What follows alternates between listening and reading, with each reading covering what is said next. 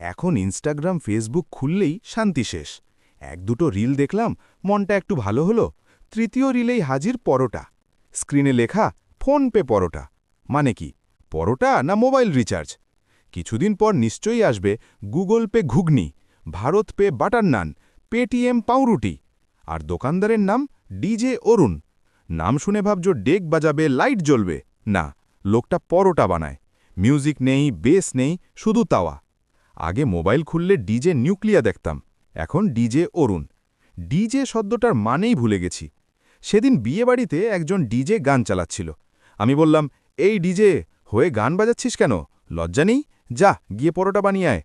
অরুণদা কাউকেই মানুষ মনে করে না। সবাই ওর কাছে দই। যাকে দেখে ভাড়মে যায়। দই নাকি ভাড়ে যায়। এত ভাড় কোথায়? ফুড ব্লগার সামনে দাঁড়িয়ে ভাড়মে যায়। ক্যামেরা নামাল, আবার ভাড়মে যায়।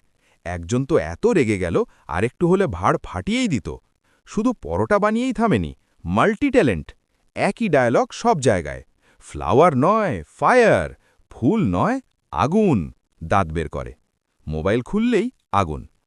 আমাদের পাড়ার এক কাকু আল্লু অর্জুনকে দেখিয়ে বলছে, এই লোকটা ডিজে অরুণকে নকল করে। লজিক কিছু নেই। অরুণদা নাচেও। হঠাৎ দুটো মেয়ে এসে নাচছে, কুক কুক কুক। আমার মনে হয় ওরা ওর মধ্যে প্রভুদেবাকে দেখেছে। আমি শুধু পরোটা দেখছি। একসময় অরুণদা নাচতে নাচতে দোকান ছেড়ে দিল। খদ্দের দাঁড়িয়ে, দোকানদার নাচছে। নাচ শেষ করে বলছে, আসছি দাদা। কিছুদিন পরে এটা নর্মাল হবে। কেউ তাড়া করলে লোকই বকবে। দেখছেন না, দোকানদার নাচছে, আপনিও নাচুন। এভাবে চললে একদিন দেখব র্যামো ডিসুজা দোকান খুলেছে, ডান্স ইন্ডিয়া ডান্স পরোটা। পশ্চিমবঙ্গে এখন পরোটা বিপ্লব। সেদিন রাজুদাকে দেখলাম ওয়েব সিরিজ প্রমোশনে। দেখে মনে হলো মুখ্যমন্ত্রী হওয়াটাই বাকি। যারা বলতো শিল্প নেই, পরোটা শিল্প, তাদের মুখে স্ট্রেট দুটো পরোটা। ইতিহাসে লেখা থাকবে পরোটা শিল্পের নবজাগরণ কারা আনল, কে পেল প্রথম পরোটা স্ত্রী। দুজনে একদিন কোল্যাব করলে সরকার ছুটি দেবে। রাজুদার পকেট পরোটা দেখে ঘরেও অশান্তি।